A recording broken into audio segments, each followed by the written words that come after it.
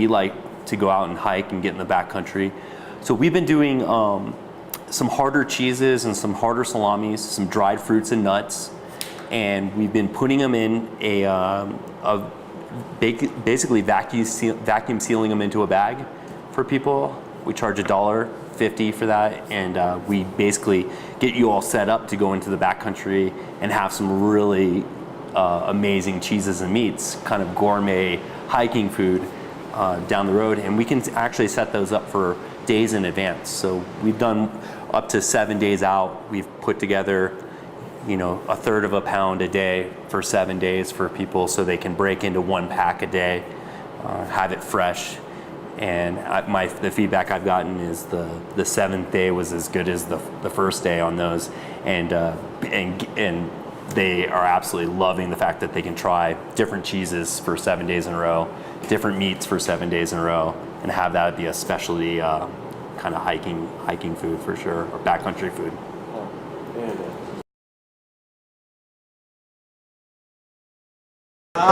It's an experience. You get wine, beer, olives, bread, cheese.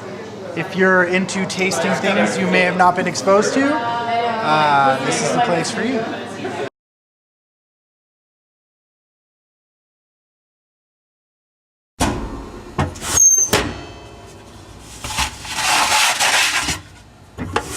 It actually works on its own. So in this environment, it's growing at its own pace. It's living in this environment. So it's not doing anything weird or strange. It's just, it's there, you know?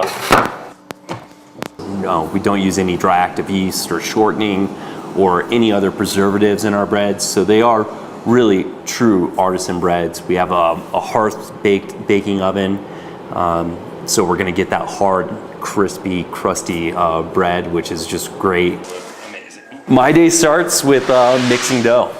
We mix dough and we move on from mixing dough to letting it rise. And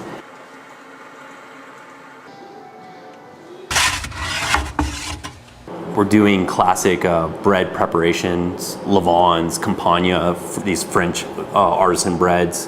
Then we do some things that we make in-house or have come up with in-house that are a little bit off the beaten path, like a seeded wheat, a honey wheat.